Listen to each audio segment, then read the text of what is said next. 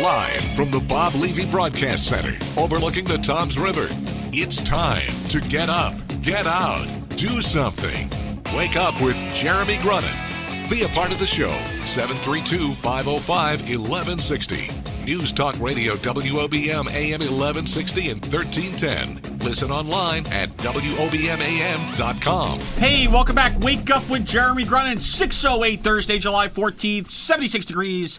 Getting up to 88 today, WOBM AM 1160 and 1310 News Talk Radio. Streaming live on the Radio Pop app and WOBMAM.com, 732-505-1160 to join the conversation.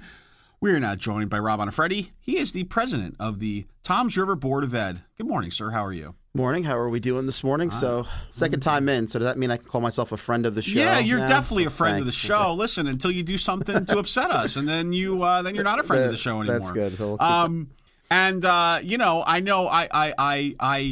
I probably shouldn't bring this up, but I heard you were at the softball fields yesterday, and there may have been you may have had a child against playing against Sean Monahan's child, and that is true.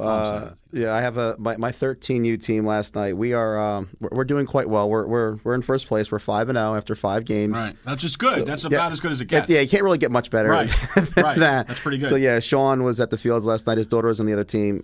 So wait, let's just say your record after last night's game is what? 5-0. Right, so that means 5 wins, no losses. So we don't really have to say anything more because we know which team won, and we can just move along. Yes, and a shout out to any of the Wolfpack girls that are listening right now. Right. But yes, we are doing quite well. So. Now you do understand when Sean comes in an hour. Yes, I'm going to tell him that you talked unbelievable amounts of smack. Yeah, I told him I'll hang out for a couple minutes. I'll see him when he walks in. So yeah, he should be expecting it. So it's all good. Cool. All right, it's all good. Listen, it's funny. It's one thing when you talk trash about your own teams. Right, like that you're playing. In fact, when you came in and said that you were at softball last night, Zach and I were like, "Oh, that's great! What position do you play?" You're like, no, it's my daughter. It's the girls' teams. I would like to play, but my time is rather thin right now. So yeah, it's a time thing. That's right. Yes. And I heard you guys real quick. I don't want to get off topic. I heard you about the golf thing. Yeah. So I golf every so often. Yeah. I was pretty good at one time. So a couple of years ago, I get invited to golf outings as you do, and sure. And so it was early in the season, so I decided to go out and give a couple practice swings, make sure I was doing okay. So I went to the driving range between Toms River on Manchester on 37. Yep. So I'm by myself. I'm swinging. I'm hitting them out there. And I hit my 3 with me about 250, 260. So I'm pretty good. So all of a sudden, this group of girls walks into the driving range. You had one guy, and they're out there hacking away, and they see me, and I'm hitting them pretty good. So then all of a sudden, they start migrating down to me. So then I take a step back, I stretch. I'm like, all right, I put a ball down, and I'm feeling pretty good. I'm like, all right, well, I'm gonna hit this one out there. So, and I said, watch this, sweetheart. I take a swing, and I come down, and you're talking about using muscles, and it's a joke. I'm like, oh yeah, but I pulled something in my back. I went down on one knee. I almost started crying, and I get up, my guy played off like, oh yeah, I meant to do that. They walk away, and I had to give the bucket of balls to the guys. Like, here, you take this, like you go on with it. And so they're all telling that story. Hey, remember when the old guy tried to show us that he could still hit a ball real far? Exactly. So he pulled something in his back. A lot of lessons to be learned right there. Yeah. So, No, I understand. It's the used to be the days where at least for you. 2 observations, and then we'll get down to business. Sure. Observation number 1, you said you're invited to golf outings. I am not invited. I'm invited to write a check for them. Yeah, exactly. No one's expecting a check from me. Number two. At least you can at some point look back on glory days and say, I remember when I was. Yeah. I look back and I say, in high school, I was an incredible chess player.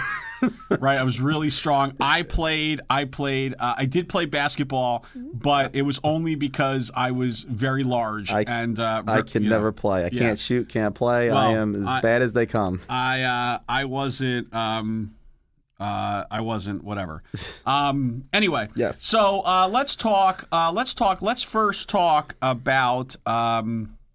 Let's first talk about the budget. Yes. Right. So let's put to rest. First of all, the Saturday meeting. Explain that. Saturday meeting. So we were given a 4-day window to get the budget completed. It was the Friday, I believe it's the 18th, 19th, 20th, and 21st. It was around. It was so we had no choice but to meet Saturday, because when you looked at the calendar, that Friday was the intermediate graduation day. That Monday was the high school graduation day, and Sunday was Father's Day. we had no choice but to have it Saturday morning. We couldn't hold meetings in our schools when we're graduating. And the majority of the town would not have the opportunity to come on those days. And nobody's coming out on a Sunday, especially being Father's Day. So we didn't meet to try and get something, kind of pushed through on a Saturday morning. We literally had no other day. State gave us a 4-day window to get it done. So we were kind of hamstrung at that point. Right.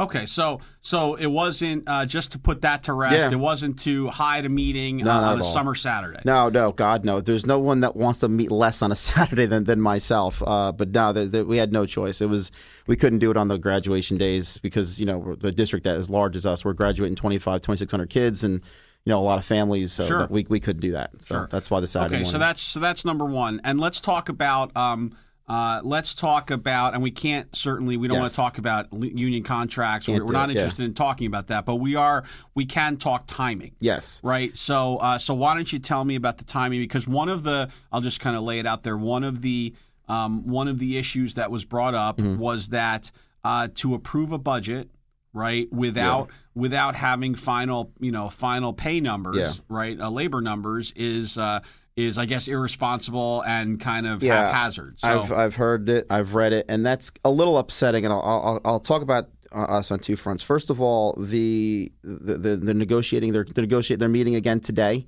starting at 1:00, I believe. So. It is my hope that we get this done very quickly. I don't like how long it's going on. I personally can't talk about the contract negotiations because I am conflicted. My mother works for the school district. She's a paraprofessional in one of our intermediate schools, so I am conflicted in even discussing, nor can I even vote on the contract. So having said that, I would like to get it done as soon as possible. No one wants this done more than I do. The fact that it's kind of taken as long as it is, it's a negotiating, it's a process. You understand they never go as you want them, but it is my sincere hope and that we get it done, really very quickly for the teachers. We get it done before the school year, and I believe that we will. That's number one. Number two, when it comes to the budget, I know we had some differencing of opinions on what a vote yes to the budget is. So voting no to the budget, in essence, it votes no to the teachers, it votes no to the children, it votes no to funding our schools. We can't have a contract without the budget. We budgeted in, and I can't get into the numbers, obviously, but we have budgeted in the new teacher contract, not the old teacher contract, into the budget that we just passed. We budgeted in the new teacher contract, what we thought it was going to be, and then we went a little bit more to make sure that we are taking care of our teachers. No one in this district wants to take care of our teachers more than we do. That is what we do. So voting no was not, in essence, the right message to send to the community because, in essence, you voted to shut down the schools, and that's never a good thing. Nothing. We've had a government shutdowns in the past. We've had a state shutdowns. Nothing gets done.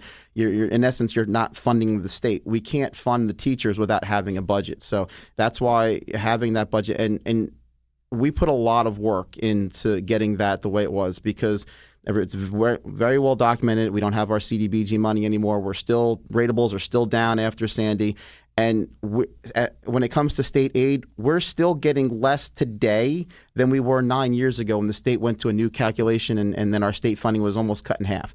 So we're doing so much more with so much less today than we have in the past, which has made the schools look in other places for funding. I can throw another shout out to the Grunin Foundation for the things that we can do based on the charitable work that we're able to, that you guys do with us, and we can't thank you enough. But we are doing so much more with so much less today than we ever in the past. So we did a lot of hard work on this budget to make sure that any tax implications was minimized. We have been planning this for over a year. We started this budget process about 18 months ago, knowing that this could be the outcome. So cool. That's kind of what we are with that. All right. So we are up against a break. When we come back, I want to talk, among other things, I want to talk about the park. Yep. Because yesterday and today it came out that Illinois has dropped park testing for high school students. And now there are 6 states that actually utilize the parks. So let's talk about that when we get back. Rob Onofrietti, President, Tom's River Board of Ed, back after this. Rush Limbaugh today at noon. More Wake Up with Jeremy Grunin coming up next. News Talk Radio, WOBM AM 1160 and 1310. Now, back to Wake Up with Jeremy Grunin. News Talk Radio WOBM AM 1160 and 1310 and WOBMAM.com. Hey, welcome back. Wake Up with Jeremy Grunin. So we are talking Rob Onofrietti. We're talking President Board of Education here in Toms River. And so park testing, it's always a topic. Always a hot topic. Until it's not a topic anymore. Yeah. So Illinois just dropped. Where are you on that? What do you think? And obviously it's not a decision that you make. Yeah, it's not a decision that I can make, unfortunately. I'm not a fan. There's just too much with the test. Standardized testing has been around for forever and a day, and just because it has been doesn't mean that that's the right way to do it. But unfortunately, this is part of our world. But I'm not a fan of the park testing. I understand everybody's ire towards Pearson and this test, but I'm not a fan of the test. I'm not a fan of making it the only graduation requirement after I think it's 2020 school year. Right now we have several different measures to graduate our students, park test being one of them. If they don't do well in the park, then they go to there's other standardized testing, then we'll go to a portfolio review. So there's a lot of different checkpoints that we have in place to ensure that our students are graduating. I think after the 2020 school year, the park, as of right now, it'll just be park, and I'm not a fan. Would love to see that removed. But yeah, that's not a decision that me or the board can make. That's a Christie State, New Jersey, decision to make. And unfortunately, for anyone that's listening and that doesn't like it, those are the folks that you need to be yelling at.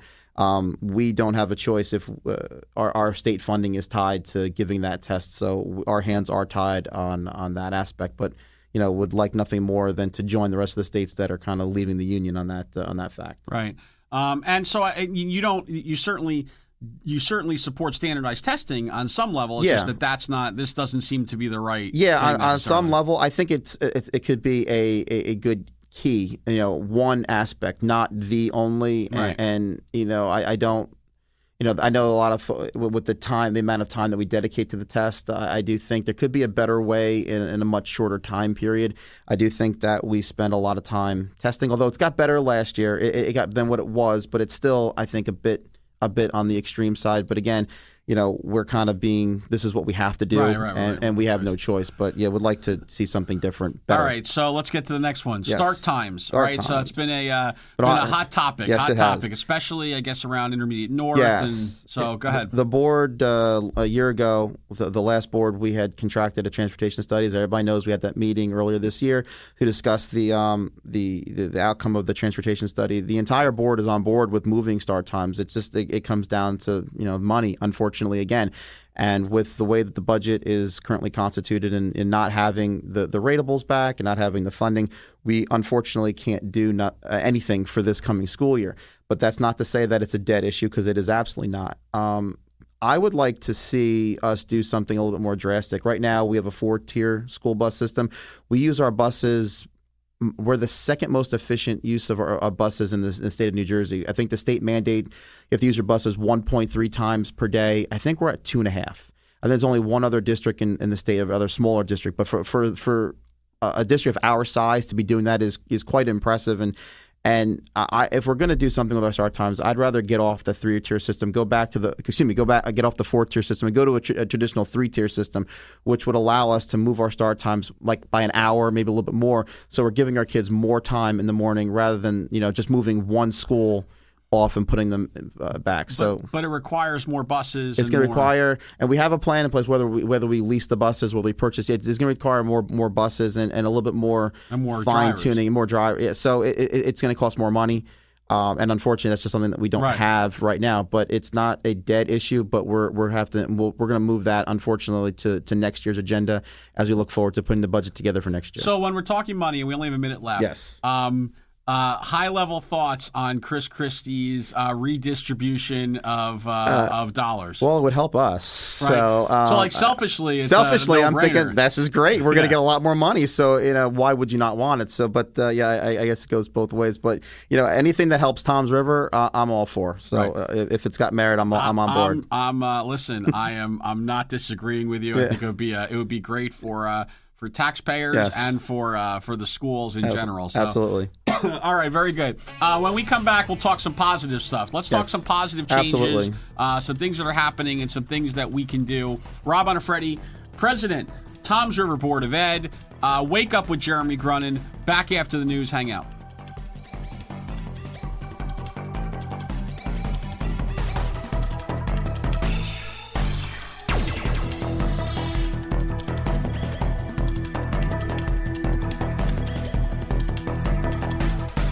The news never stops at WOBMAM.com. Get the latest from WOBM News, the Town Square, New Jersey News Network, and Fox News Radio. Wake Up with Jeremy Grunin. News Talk Radio, WOBM AM 1160 and 1310. Live from Town Square Towers at the heart of the Jersey Shore. Wake Up with Jeremy Grunin. Get up, get out, do something. Join the conversation. 732-505-1160. News Talk Radio, WOBM AM 1160 and 1310. Listen online at WOBMAM.com. Hey, welcome back. Wake Up with Jeremy Grunin at 6:34 Thursday, July 14th, 76 degrees. Get up to 88 today. WOBM AM 1160 and 1310. News Talk Radio. Streaming live on the radio pop app and WOBMAM.com. 732-505-1160 to join the conversation. We are joined in studio by, I don't know, Rob Onofrietti. I have to look at my notes. I'm sad. Rob Onofrietti, President. It's early, Rob. Yes, it is. Yes, it is. You know what? I see you probably like 7 times a week, and I have to look at. I have to look at my notes sometimes when I'm with my wife too, just to let you know. It's all good. I know. It's my mind is. I'm. You know, you're right there. My mind's become Swiss cheese lately. It's not good, and I'm going to say the wrong thing, and it's embarrassing. Anyway, we're talking Board of Ed, Toms River Schools. So. Talk to me about, I have a pet peeve. Okay. Right? Around school lunches. Yes. Right? Yes. And especially around the fact that I think we can, with a district our size, I think that we could do a better job with the quality of our lunches, with the health of our lunches, with the freshness of our lunches. What are your thoughts on that? I agree with that. I know that it was a big thing. There's a couple board members in the previous, Ginny Ryan and I would talk about this, and Gloria, who's on Miss McCormick, who's on the board right now. We would love to see different options, healthier options in the schools. It would be something that I would be very much looking forward to moving forward. Obviously, funding is a big part of it, and I hate using that. I really do. But there was a lot of talk last year around some of the different things other school districts do. To get different options, anything that's better for the kids, health wise.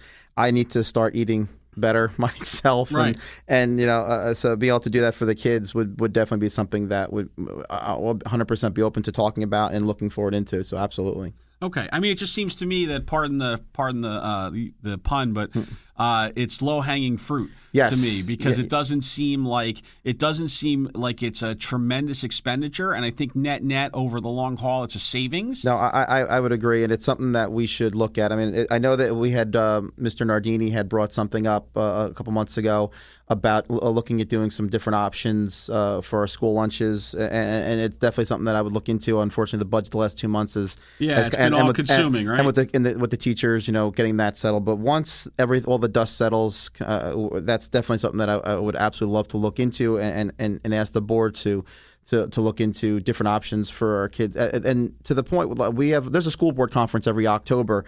And last year, one of the vendors that, again, Ms. Ryan and myself and Ms. McCormick took part in was different options for school lunches. So, within different costs, depending on how much we spend and what they could do, and just some of the different options that are out there for us, would be to bring that into our schools would be something that I think all the kids would very much enjoy, and mix it up and better stuff, and get away from the chips and soda and all the salty and sugary type snacks and drinks and whatnot. So yeah, absolutely. Cool. And did I oh my goodness, I just completely lost it. All right. So moving along to the next topic, why don't you talk to me about some of the positive things that are kind of going on? Yes, we don't get to talk about this nearly enough. So there's a lot of great things going on in the schools. Obviously, summer vacation, the schools are retooling. We're making the freshman academies better for next year. We had a great year with them this past year, and looking to make a lot of improvements and to kind of continue to grow with that. My daughter is heading to High School North this year, so very much looking forward to joining that and seeing how we're continuing to evolve.